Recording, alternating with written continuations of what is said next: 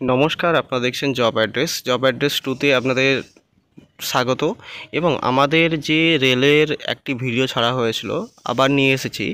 একটু প্রবলেমের ক্ষেত্রে আমার নাম্বারটা একটু বন্ধ হয়ে গিয়েছিল, তো সেই ক্ষেত্রে আপনারা যদি অ্যাপ্লাই করতে চান আমি ডিসক্রিপশনে নাম্বার দিয়ে দেবো, অ্যাপ্লাই করে নেবেন।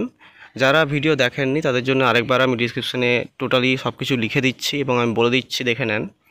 এটা সাঁতরাগাছি আর হাওড়াতে আমাদের কাটসাইডের কাজ আছে, মানে স্টেশন সুপারভাইজারের কাজ আছে। এটা আপনাদের বেতন থাকবে 22,000 টাকা প্লাস পিএফএসআই, এবং আপনাদের থাকা খাওয়া ফ্রি আছে।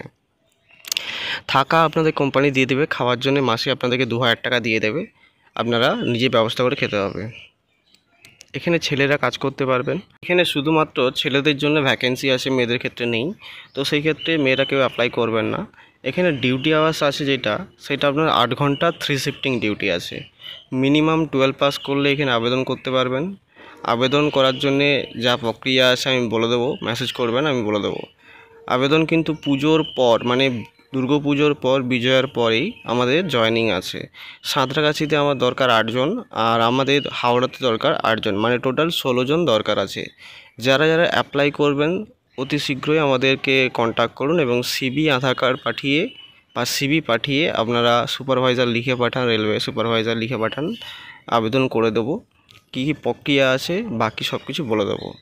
আচ্ছা, এখানে স্যালারি বলে দিলাম, আপনাদের 22,000 টাকা স্যালারি আছে প্লাস পিএফএসআই আছে।